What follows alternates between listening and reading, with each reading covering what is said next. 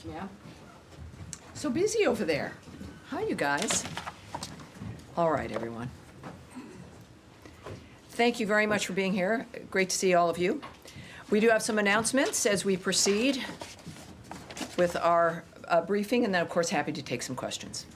This week, the UN is serving as host to an unproductive and ill-timed conference on the so-called two-state solution in New York City. This is a publicity stunt that comes in the middle of delicate diplomatic efforts to end the conflict in Gaza. Far from promoting peace, the conference will prolong the war, will embolden Hamas, and reward its obstruction and undermine real-world efforts to achieve real peace. As Secretary Rubio has made clear, this effort is a slap in the face to the victims of October 7th and a reward for terrorism. It keeps hostages trapped in tunnels. The United States will not participate in this insult, but will continue to lead real-world efforts to end the fighting and deliver a permanent peace. Our focus remains on serious diplomacy, not stage-managed conferences designed to manufacture the appearance of relevance. Also, the United States welcomes the ceasefire declaration announced yesterday between Cambodia and Thailand. We commend both governments for taking this important step to ease tensions along the border. President Trump and Secretary Rubio spoke with their Cambodian and Thai counterparts on July 26th to underscore the need for an immediate cessation of the violence.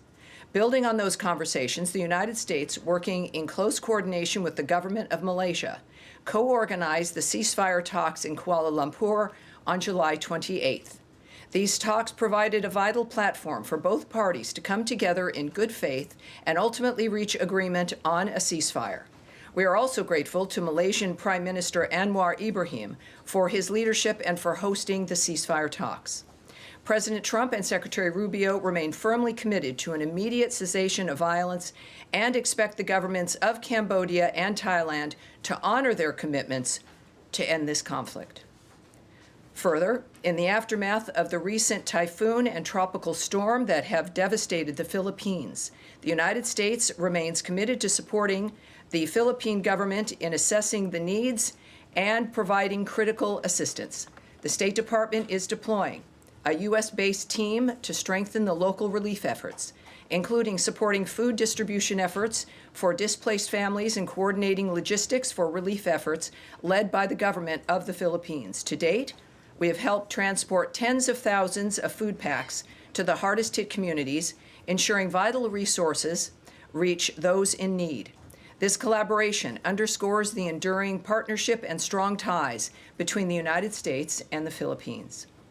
Finally, in today's topper, yesterday, President Trump announced a trade deal with the European Union, fundamentally rebalancing the economic relationship between the world's two largest economies. This deal marks a generational modernization of the transatlantic alliance and will provide Americans with unprecedented levels of market access to the European Union. The deal bolsters America's economy and manufacturing capabilities.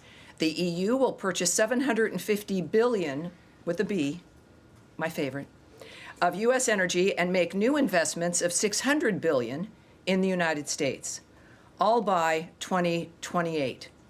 Through decisive leadership and an unyielding commitment to American workers, President Trump has delivered yet another agreement that positions the United States as the world's preeminent destination for investment, innovation, and advanced manufacturing. Since day one, President Trump challenged the assumption that American workers and businesses must tolerate unfair trade practices that have disadvantaged them for decades and contributed to our historic trade deficit. Yesterday's announcement opens up historic market access to the second largest economy in the world, reestablishing the strong, positive, long-term relationship between the United States and its key ally, the European Union. And before we begin, and I'll take your questions, we've switched things up a little bit here in the front row. I'm looking at some new faces, while all the faces that you guys recognize at home, watching the briefings for these last 6 months, recognize. I have to say that the bullpen members and the individuals that you see on camera have their own fan bases, if you will. So people are excited, of course, each day to see the exchanges, and I appreciate that. But what people may not know are the number of people who come to this room for each briefing, who are journalists with outlets that speak to people around the world. And we think it's time, as I'm used to seeing, well, you far back there, nice to see you, Nadia as well. But I'll be introducing you to the front row today. It'll change for each briefing. But this is an opportunity for us to get to know you, for further experience and advancement, for the nature of what Americans in the world see as we answer these questions. Saeed, of course, has his own fan club. But nice to see you over here. It's a little confusing as opposed to over there. So just as a reminder, for those of you watching at home, whether it be C-SPAN, of course, or our State Department account on X, et cetera, wherever you may be viewing us. First, over here is Saeed. Saeed is with Al-Quds, a bullpen member, as a matter of fact. And Tim with the Washington Examiner here. Welcome aboard, Tim.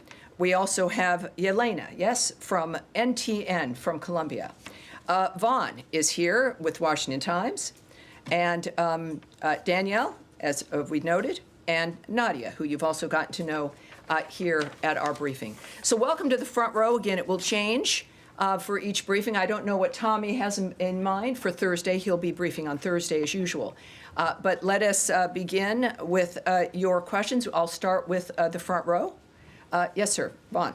President Trump and Israeli Prime Minister Benjamin Netanyahu have issued seemingly contradictory statements on the humanitarian crisis in Gaza. Is there a rift emerging between the two leaders, and how is this impacting peace efforts, if at all? Well, of course, what I won't comment on is the nature of a relationship. What we've seen between the president and the prime minister has been a very good relationship. Certainly, this is a fluid, dynamic situation. That's an understatement when it comes to what's happening in Gaza, especially with the new efforts regarding the humanitarian assistance. Certainly the president's point of view regarding what we need to do and continue to do, which we have been doing, which is facilitating the food assistance through GHF, but also, of course, the financial investment and the president's work and this government's work and Secretary Rubio's work to stop the carnage, to have a ceasefire, to get the hostages released, and to have the killing stopped. I think that when we look at the nature of remarks by the president, there's one thing that's clear that everyone can agree on, is that it is his humanitarian nature to focus on diplomatic solutions, but he is a realist and he'll go and do what he needs to realize what his goals are, which is peace and a ceasefire.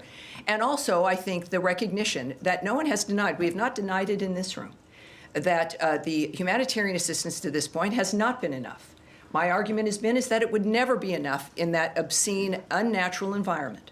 And so we're proceeding in that regard, and of course, with President Trump's leadership, as he noted yesterday, to do even more to assist when it comes to food and other aid. So that's, I think, without getting ahead of the president, as we'll learn more about what his plans are coming up. We know the secretary, of course, has led the way in this regard as well. But the focus remains certainly the humanitarian aid, and our focus remains also on a ceasefire and ending that carnage. All right. Yes. Yeah, thank you, Tommy. I like this disposition. It's really nice. Don't get used to it. Okay. All right. I have two questions, if you don't mind. The first one is about the United Nations conference that is taking place in New York. You just read the statement. We heard the president. We all agree that Hamas attacked Israel October 7th. But there were like 193 nations attending. So my question, led by the French and the Saudis, that struck a deal also with the United States in a couple of months ago. So we understand there's going to be, hopefully, the president is only 6 months in his mandate with the secretary, and they're fighting for a peace deal. But the question is how the State Department envision the future for the Palestinian and the Palestinian state. Yes. Is there going to be a Palestinian state, or they're pushing for one state solution? First of all, the president has noted, as has Secretary Rubio, that at least they are envisioning a future, which is not something that most people can say. All of their work has led to getting to a point where we can discuss and envision that future and then act on that. regardless of the conflict that has been worked on, whether it's Russia, Ukraine, the Gaza Strip, or anywhere else, you can't really begin to contemplate what's next until people stop killing each other. We are still at that point. We have not, because of Hamas's recalcitrance and refusal to lay down its arms, refusal to release the hostages, we're not at a point where we're looking at, what is next. We know things will have to be rebuilt. The president has made remarks in that regard. But from the beginning, calling for new ideas and a new way forward so that it's not just a repeat of what we've experienced for generations now. And if I can do a follow-up about the Gaza Humanitarian Foundation. Yesterday, the president also talked with the UK Prime Minister, and the UK will help in the Humanitarian Foundation, in the aid. So what are we going to see next? Is the president at the State Department see that this organization somehow maybe is not working out for different reasons? Well, what I said from the start is that this is not about what has not worked. Clearly, we're now, I think, close to 100 million meals have been distributed by GHF. But as we've discussed, there has to be more. There's always had to be more. The calls from the president, from the secretary, and even GHF has been, have more, join us. There needs to be more ideas, more movement. We know, of course, there have been some airlifted airdrops of food. There's been corridors there's a window for corridors for delivery of more aid. And that's, of course, that's good, that's important. But adding to the aid and to the mechanisms that are there is what we've all called for. It is not an indication that there should be only one. It should be, everyone should be contributing to helping to make a difference here. So far, it has been GHF with a mechanism that has worked to keep the aid out of the hands of Hamas. And that has been fundamental. So it's good news. And of course, as the president returns to the United States, no doubt we'll have more information about how much more good news we'll have regarding aid and supplies. Yes. Thank you. Thank you. And hold on, please. Hold on. Me? No, Thank you, Tammy. no, not you. I don't. Maybe it's my pointing, or maybe because there's a tall guy here. Yes, ma'am. Thank you. I just want to follow up on what Trump has said about setting up new food centers. Will Sure. these be part of the GHF? We don't know the framework of how something would proceed regarding the details. I'm waiting for the president to return and don't want to get ahead of him regarding announcements and what the framework would be. When do you expect this to be announced? Considering the nature of the urgency of the situation and everything that President Trump does, very quickly and very soon. But we'll let that play out when he gets here and we get the details from those involved. And if I could just follow up, the IPC has said that GHF food items require water and fuel to cook, which is largely unavailable. And the IPC's Famine Review Committee said that their analysis of the food packages supplied by the GHF shows that their distribution plan would lead to mass starvation. Has the U.S. vetted what supplies the GHF is providing and ensured that they are providing the necessary nutrients and that they are able to be cooked? All right, I'm going to pass this off so we can get an answer to you. I do know that, again, the issue here is getting more food, more access, more everything. That has always been at the top of our list. But when it comes to this specificity of what's being handed out, we'll get back to you. Yes, ma'am. Thanks, Tammy. The president has now said multiple times that his administration has pledged $60 million toward food and other supplies for Gaza. The State Department has only announced $30 million for the Gaza Humanitarian Foundation. Can you say, has more money been earmarked for the GHF, or is there other funds that are going out to make up for that $60 million to $30 million difference? I would suggest a question for the White House there. Again, I know what we've done here at State. Clearly, the president is in a position when it comes to decision-making, knowing what parts are moving and where things are headed, that they would have probably a better answer for you regarding the rest. But it's only $30 million for GHF at this point. Can you say that? From what we, of course, have announced here at the State Department, that's in this particular, I would caution against the suggestion that with what State may have done and what's been announced is a reflection of the complete picture. So I tend to caution about those things. I will caution about that again. This is, as we all know, a very large issue, a very fast-moving issue, and there's many different pieces that are coming together in how it moves. And so the element that we have announced is an element and does not speak to an end or a final complete piece to what it is we're doing. All right. Yes. Thank you.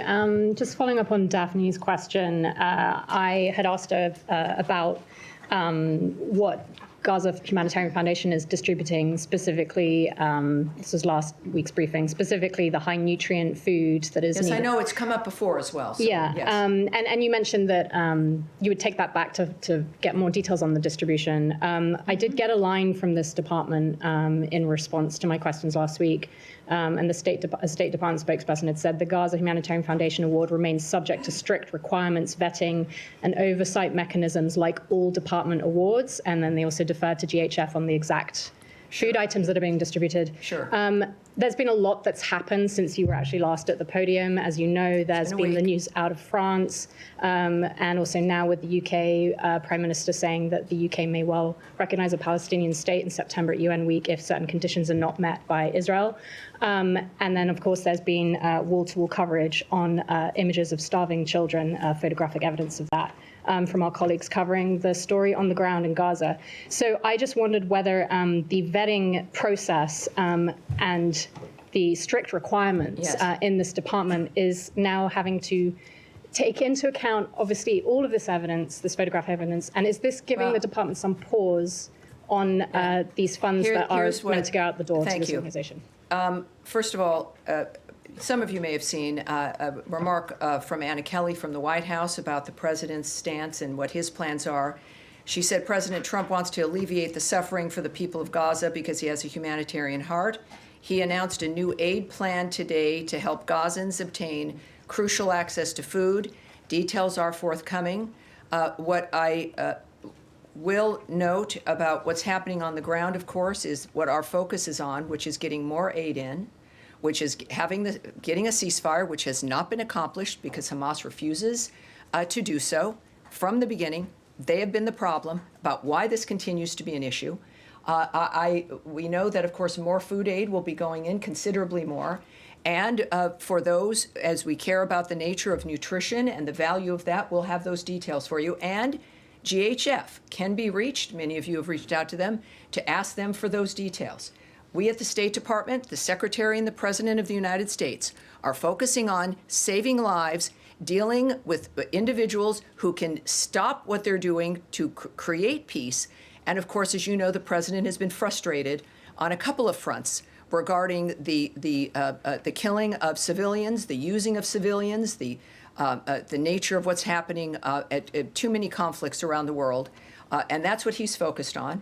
But it's a good issue to have, if there is a silver lining, about the fact that more food, more nutrition, more access is being created.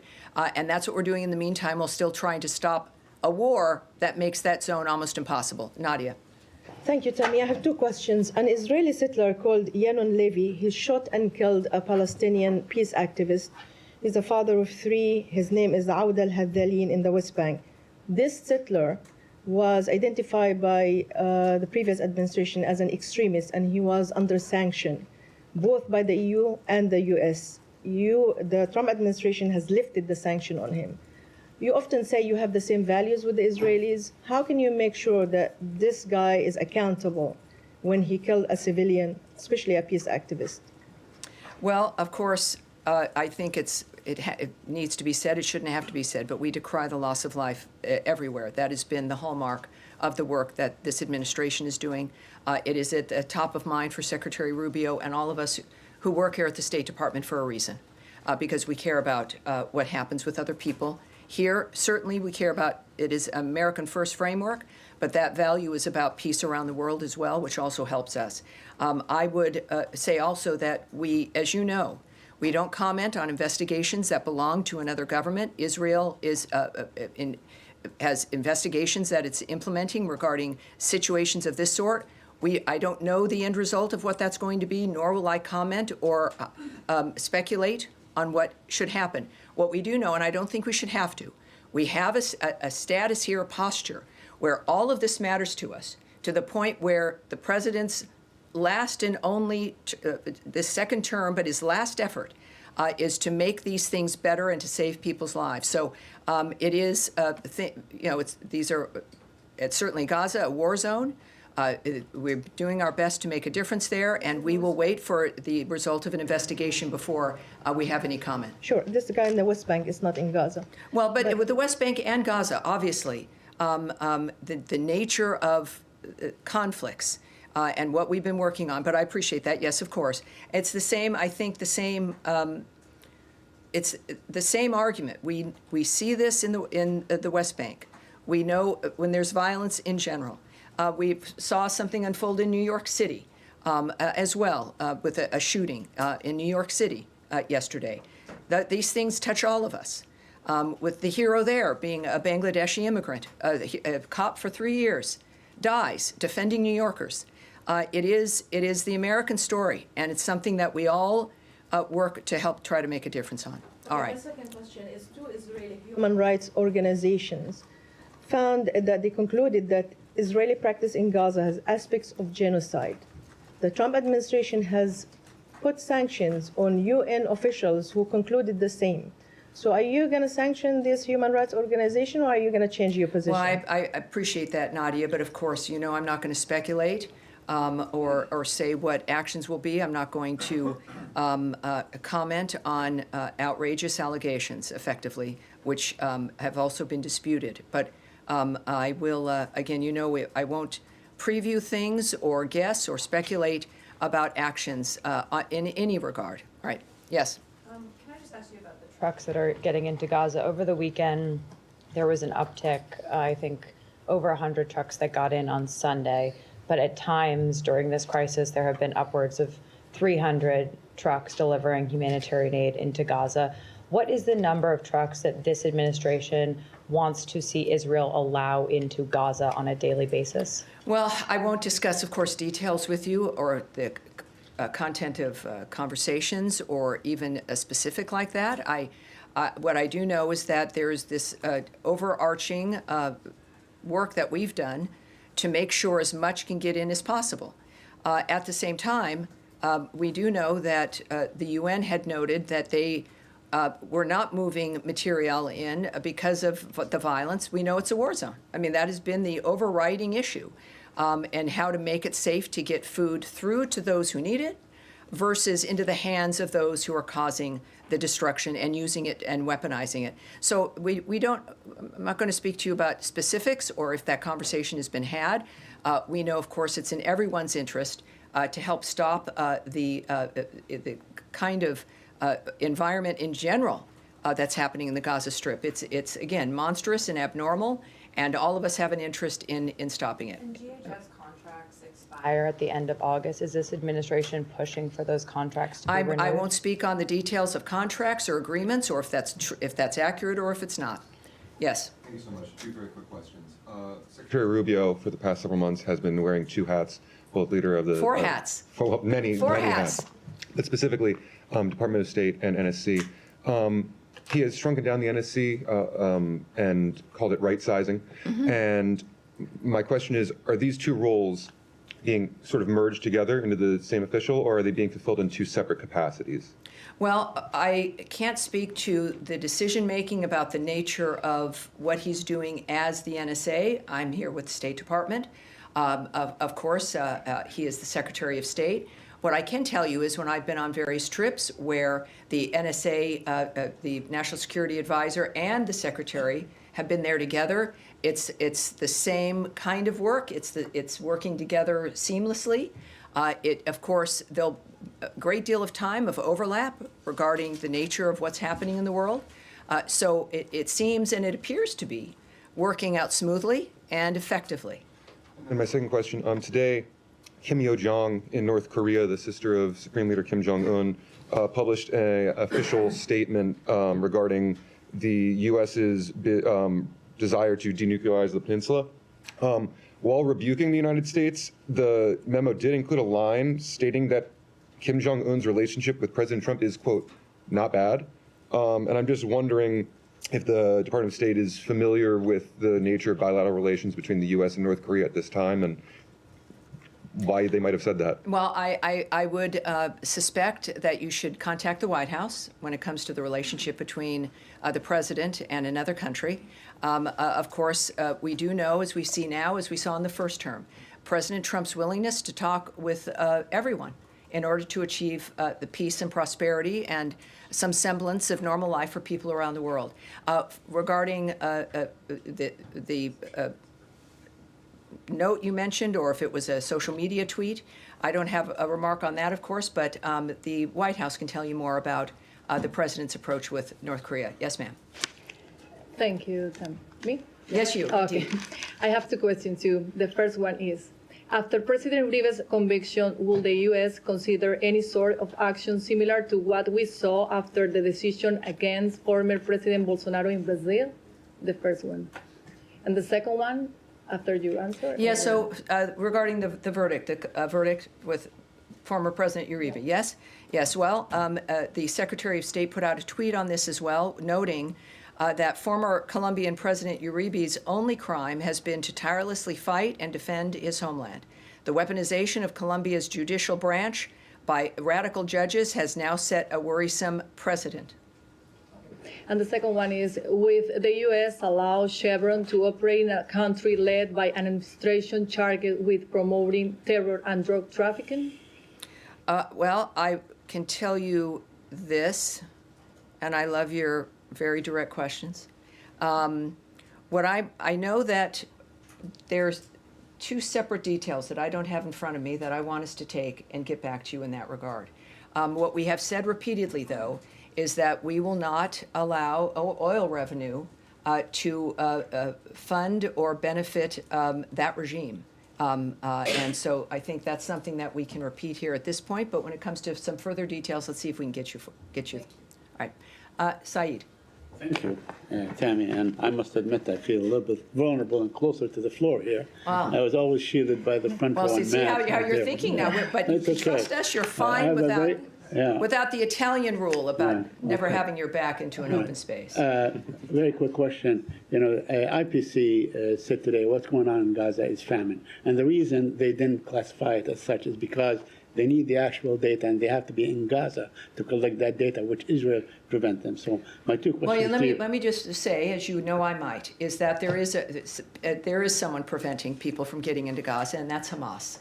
Okay. Hamas is preventing everyone from being able to get in there, whether it is reporters, whether it's food deliveries, or those who might need to assess the nature of what's happening on the ground. People are afraid of a terrorist group, the masterminds of October 7th, which slaughtered babies up to the elderly, when they're living, dismembering them, putting a baby into a microwave, murdering women as they're raping them. That set of people are running the Gaza Strip. So it's understandable why people are concerned and can't get in. It is not the Israelis who have been defending themselves in this framework and who are ready to sign a ceasefire deal and have been ready for weeks to do so. Well, in fact, the Israelis are preventing everybody. They control the area, but that's another issue. My question to you: does this add the kind of urgency that would allow more trucks? To follow up on Kylie's point, more trucks, and to the level that it was before. It was something like 400, 500 trucks, especially during the ceasefire. And second, would the U.S. call on Israel to allow these groups to go in and give them, the facilities they need to report actually and factually from we've Gaza? had progress here from the beginning of this conversation, and with the catastrophe of October 7th and what has unfolded since then. We've discussed all the time about what we need, and we've had progress. We've had, again, close now, I think, to 100 million meals distributed by GHF. We have had more trucks now moving into the area. Israel making accommodation to be able to try to allow that to happen without people being in danger. So we've seen this progress being made. When it comes to the number of trucks, I would caution that it's not an issue of numbers, but clearly the posture of the President, of the Secretary of State, is that all of this has to stop and everything has to get to whomever it needs it. That's not, that may end up being a certain number of trucks. It may be a certain other kind of effort, new ideas. So it's not I would just ask that we focus on what we've been focusing on here, which is having this violence end so that we can do a wholesale reformation of that area, stopping of the violence, and a wholesale view of that a future really can exist. Yes, ultimately, it's going to be the best scenario. Everyone can go into Gaza and help. The president clearly will have ideas. The partners in that area, whether it be Egypt or Qatar and others, Jordan with their airdrops, everyone has an interest in the resolution of this. And inevitably, of course, it'll result in everyone getting what they need. All right. Yes, Abby. What is the U.S. position on the UK saying they will recognize the Palestinian state before the UN this September? I know my colleague brought it up, but considering they're using it as leverage to try to stop some of the starvation that President Trump himself said he's concerned about taking place in Gaza? Well, I think President Rubio's statement and my statement that I issued regarding the conference, the two-state solution, the fact of the matter is his remarks also when President Macron of France also did something similar in this regard, that this is a slap in the face to the victims of October 7th, that it rewards Hamas, and it harms the ability to stop this framework from, it allows it to continue. It gives one group hope, and that's Hamas. It is a rewarding of that kind of behavior, that if you wait long enough, if you don't cooperate, if in any other normal environment where someone was so utterly defeated, they would surrender. In this case, that just does not occur. And part of it is because of perhaps the hope that they receive on how long the suffering lasts, how much that pushes the world to acquiesce to their arguments. And there's one group that benefits from the images and the reality of the horribleness, and that's Hamas. And so there's a reason why they don't cooperate and stop. And this adds one more thing onto it that adds into their apparent posture that this is a winning thing to do. Clearly, we are of the opposite mind, and that I think we can say in general about that issue. President Trump said he didn't mind the UK Prime Minister taking a position on statehood. Is that, can you explain what the difference is well, there? Obviously, I'm not going to speculate on the president's reasoning, but I do know that none of us are in the business of telling people not to speak their mind. At the same time, I'm a big believer, as I know the Secretary is and the President is, and we showed this, I think, last November, is that persuading people, explaining your position, why it matters, how it impacts what we all want to achieve, is something that we must do, and that it's the way to persuade people, to change people's minds. So it doesn't surprise me that that is what he said. But of course, we also know, as I described, the nature of our situation here, about what that does in our efforts to stop the carnage. Yes? Thanks so much, Tammy. Appreciate it. GHF, according to the UN, there's been about more than 1,000 Palestinians killed at or near the aid site since May 27th. Does the U.S. have an assessment on that number? It is not. That's not something I will speak on or go into the details about regarding our assessments of that situation. Certainly a wartime situation, but in the details and the numbers, no, I won't speak to that. Okay, and you mentioned the details of this new aid plan will be forthcoming. Are there people? Will they be forthcoming to the State Department, or are they coming from the State Department? Are there people in this building working on something right now? Well, it's the White House who noted that. So the White House noted that the details will be forthcoming. We, of course, all work for the president. He is the guiding hand here, and he gets ideas, and he knows more than all the rest of us know. So we are excited about his commitment, the fact that he and Mrs. Trump are humanitarians and are working first to make America first so that Americans' lives can be predictable and strong, and we have a future we can look forward to, but also that obviously is translating around the world as well. Yes, sir. Thank you, Tammy.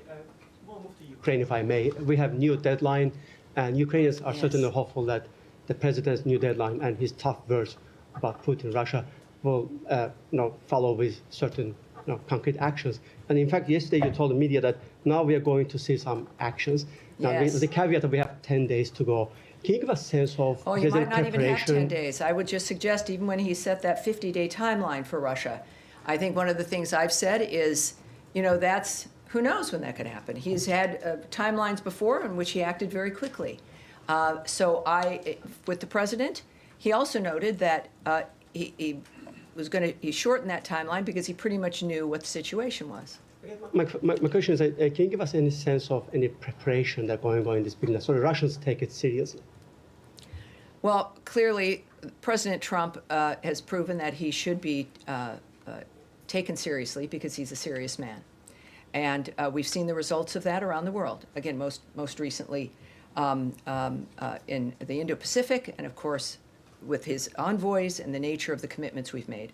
I would say that what's been discussed regularly are sanctions, and the president also brought up the issue of sanctions, and even secondary sanctions, as certain countries are benefiting from buying Russian oil. But that's up to the president. We've known that's in his toolbox. There are many things that he can do, just as there are many things that Secretary Rubio can do and help facilitate. But the president himself mentioned those two dynamics.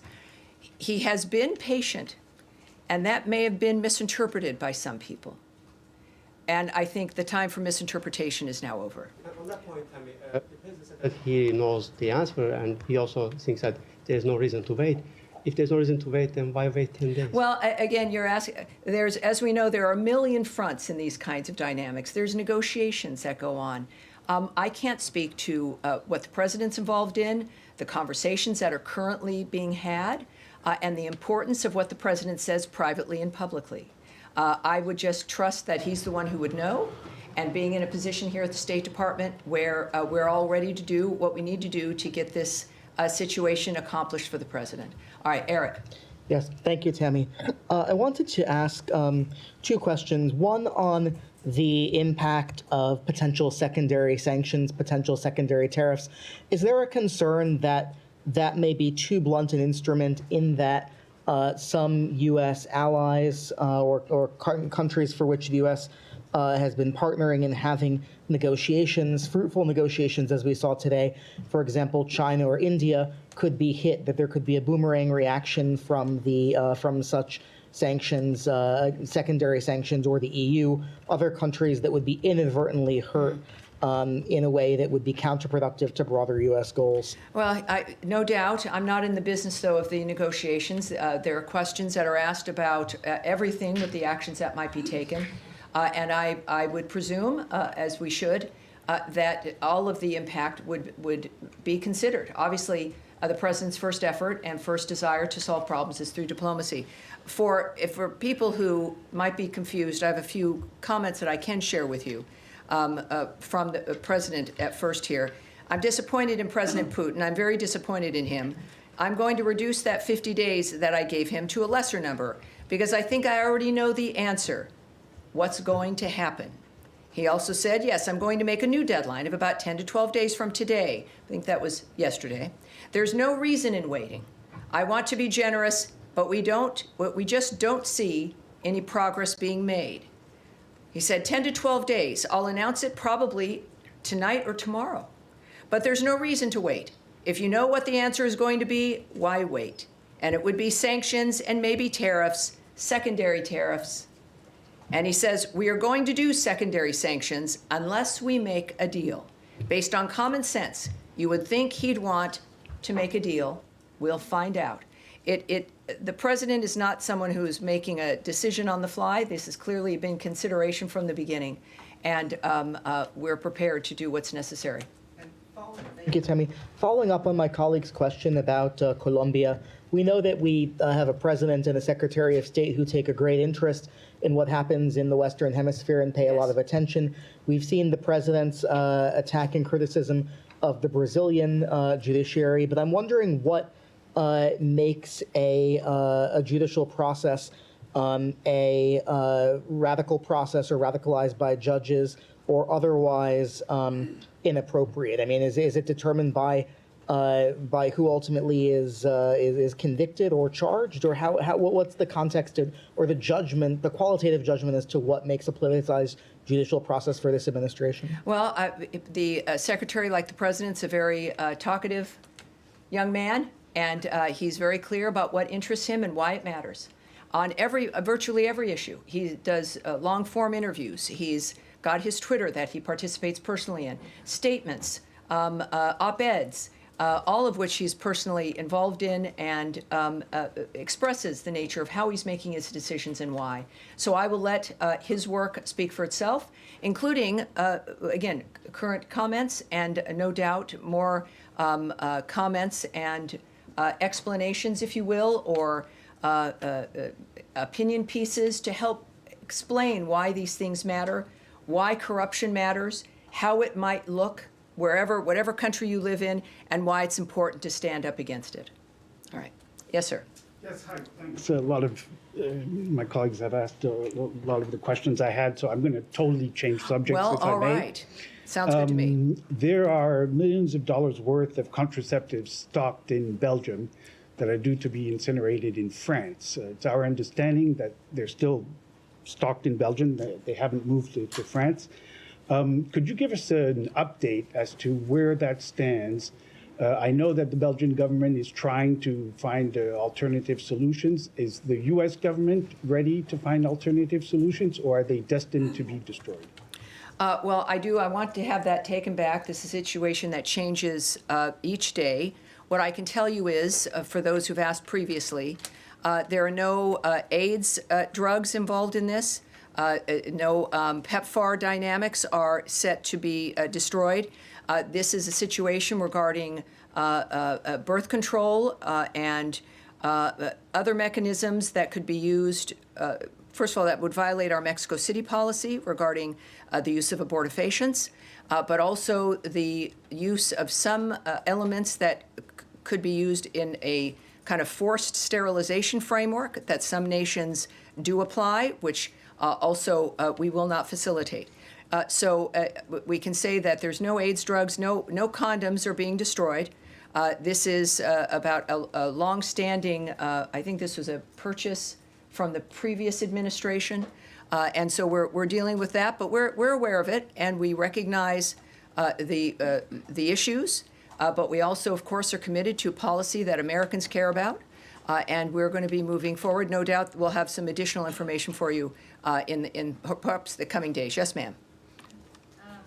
Return to your statement at the top. Could you explain why talking about Palestinian statehood or Palestinian future in Gaza rewards Hamas or is a slap in the face to the victims of October 7th? And I'm asking, given that none of the parties involved, to my knowledge, who are involved in these discussions, or have plans to recognize statehood, have said anything about wanting Hamas to be in power. It seems like, according to the United States, according to Israel, and obviously as well as all these other folks involved in these conversations now at the UN, no one has expressed a desire to have Hamas in power. So how is that? How does it reward Hamas? I think that it's very often, not most often, actions speak louder than words. And our argument is that there are certain actions you can take that reward in the midst of the defense of a country after a horrific atrocity implemented on October 7th. And the end result is, create a two-state solution, solve this problem, when in fact the problem was mass murder and just an indescribably obscene environment. And then the continuation of the terrorism of the people of Gaza, the first victims of Hamas. Still, the nature of living in that environment, the hostages that remain held, the weapons that remain held, and a refusal. We had a ceasefire early on. We had a ceasefire on October 7th. We had a ceasefire early on. They broke that. And there is a point where you don't find ways to placate or reward the people that have done such horrible things to humanity. The actions of what is being suggested, and I think we've made clear here, do just that. And it is, I think everyone deserves better. Certainly first the Gazan people, but certainly the world itself. Can I follow All right, up? now we're going to continue. Yes, sir, in the green shirt? It has been reported that Taiwanese President Lai's trip to his Central and South American allies with transit in the U.S. has been postponed. Could you elaborate on this, or did the Washington or the State Department play a part in this delay? Well, I do have something I can tell you about this. Taiwan has not announced any travel plans for President Lai. So that is generally a hypothetical now. I know it's been in the news. There's been a lot of questions and a lot of suppositions here that have happened, but I can say that it is a hypothetical at this point. There have been no plans, travel plans for the president. There's been, as a result, nothing canceled. I can tell you, though, a reiteration that transits by high-level Taiwan officials, including presidents, are fully consistent with our longstanding policy and practice. This has not changed. And just as a reminder for people who may have not heard us say this from the podium, if they're newbies, the United States remains committed to our longstanding One China policy, which is guided by the Taiwan Relations Act, the 3 joint communiques, and the 6 assurances. The United States is committed to preserving peace and stability across the Taiwan Strait. Thank you. All right. Thank you, sir. All right, Abby, one more time. Can the State Department confirm or offer comment on reports that 2 Americans were recently detained in Iran on suspicion of spying for Israel? Have they since been released? Has the State Department or the U.S. been in touch with Iran regarding their detainment? I can't speak to that at this point, but hopefully I can soon. And I think that's going to be it for today.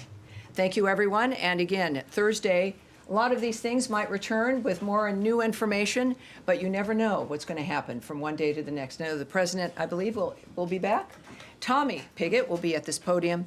And thank you so much for being with me today. And my thanks to our guests here on the front row. It was great getting to know you. I appreciate it. And we'll see you again on Thursday. Thanks, everybody.